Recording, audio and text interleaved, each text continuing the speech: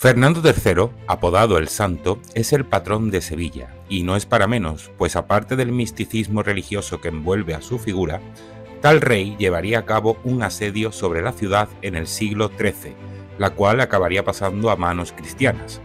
Bienvenidos amantes de la Edad Media, hoy vamos a conocer el asedio ocurrido entre 1247 y 1248, en el que las tropas cristianas pusieron en graves aprietos a la Sevilla bajo control almohade. Antes de comenzar esta historia, hay que dejar claro que el rey Fernando se amparó en el carácter de cruzada que otorgaría a sus campañas llevadas a cabo sobre Andalucía.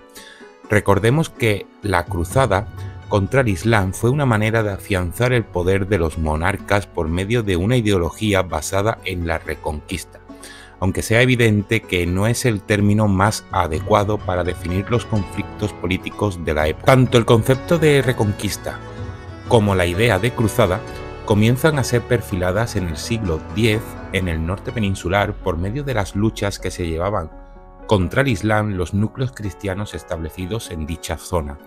En el siglo XII ya es cuando se adquiere el carácter de cruzada, justificando la expansión de esos núcleos cristianos y el establecimiento de las monarquías.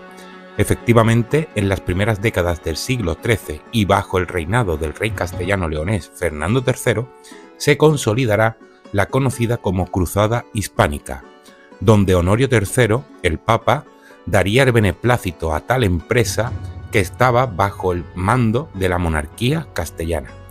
Al-Ándalus se encontraba en horas bajas, el poderío almohade menguaba y el califato se comenzaba a fragmentar en pequeños reinos que hacían bastante difícil el mantenimiento de los mismos y causaba bastantes estragos a los almohades.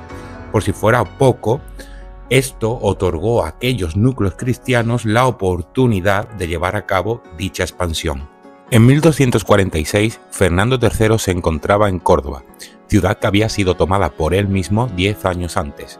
Desde allí inició la ofensiva. Se dirigió hacia los campos sevillanos talando árboles para así disminuir los recursos y sembrar la alarma entre los habitantes. En esta primera expedición se había llevado a cabo un reclutamiento, en el que en primer lugar fueron llamados los caballeros de la Orden, a continuación los nobles y prelados, y después los concejos de las villas y de las ciudades. Además, gentes del reino de Castilla y de León tomarían partido junto con las órdenes militares de Santiago, Calatrava y Alcántara. Por último, una gran cantidad de caballeros extranjeros se unirían a la cruzada del rey Fernando en España, expedición que partió a mediados de marzo de 1247. La primera plaza con la que se encontraron fue Carmona. La ciudad, al ver la hueste, se sumió en el caos solicitando a su gobernador una tregua. Se dice que el gobernador de Carmona estableció con el rey Fernando un pacto en el que si en 6 meses la ciudad no recibía socorro alguno, éste entregaría la plaza a los cristianos. Y así sucedió. Carmona capituló sin muertes a finales del año 1247. En Carmona se unió el rey de Granada, Mohamed I, con unos 500 jinetes que apoyarían a Fernando y cumpliendo así el vasallaje impuesto por el rey cristiano años antes. El ejército cristiano continuó su avance hacia Lora, que capituló sin necesidad de enfrentamientos. La idea era atacar las villas más localizadas al norte de Sevilla, evitando un peligro para las tropas cristianas y asegurarse una retaguardia. Villas como Cantillana, Guillena o Alcalá del Río sí opusieron resistencia, sobre todo esta última, donde hubo bastantes complicaciones. Antes de continuar con el sitio de Alcalá del Río llevado a cabo por Fernando III, debemos hacer un inciso y esbozar la situación que se vivía en Sevilla durante el avance del rey castellano-leonés. La ciudad estaba bajo gobierno de un consejo de ancianos que estaba presidido por el emir Abul Hassan, también conocido como Aksataf. Este era el caudillo de la ciudad durante la amenaza cristiana. No se quedó de brazos cruzados, sino que, ante tal avance, comenzó a acumular víveres, solicitó refuerzos del norte de África y comenzó a construir una escuadra naval con el objetivo de mantener asegurado el Guadalquivir.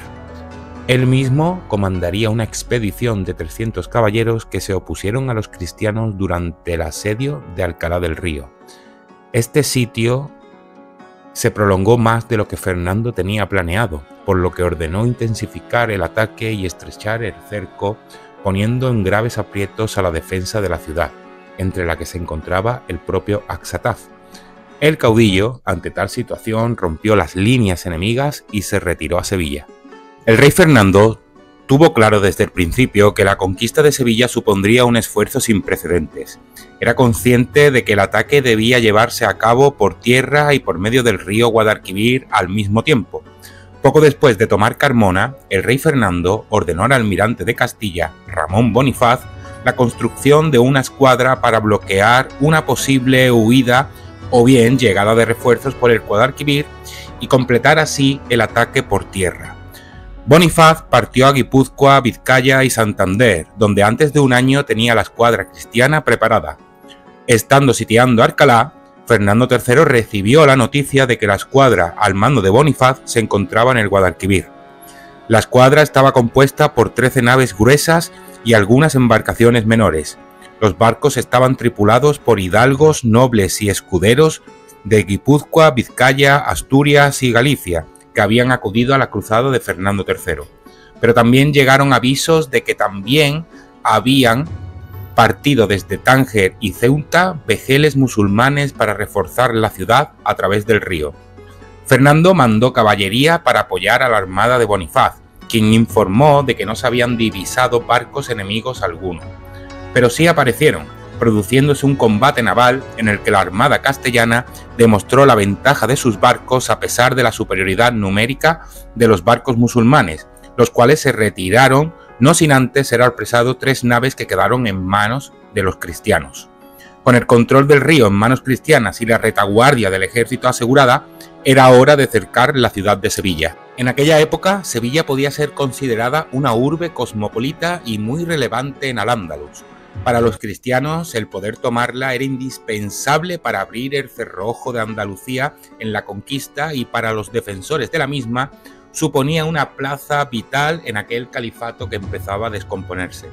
La ciudad contaba con una imponente muralla romana de época de Julio César, que había sido reforzada en época visigoda y por los propios musulmanes. Además, contaba con un foso de 3,5 metros que protegía la propia muralla. El castillo se unía a la ciudad por un puente de madera y la Torre del Oro completaba la defensa de la misma. Esta torre se encontraba a extramuros, en el margen izquierdo del río, lo que evitaba un ataque fluvial y en aquella época Sevilla contaba con una población que se encontraba entre los 300 y los 400.000 habitantes, lo que se deduce que era una ciudad bastante importante y muy poblada de aquel Al-Ándalus. Y hasta aquí la primera parte de la Cruzada Hispánica. En el siguiente vídeo veremos el ataque a Sevilla tanto por parte de Ramón Bonifaz con su armada, tanto como por parte de Fernando III y su inmenso ejército. Suscríbete si aún no estás suscrito, déjate un buen like, comparte y nos vemos en la próxima. Suscríbete y sígueme y cuando te vea por ahí te invito a pizza.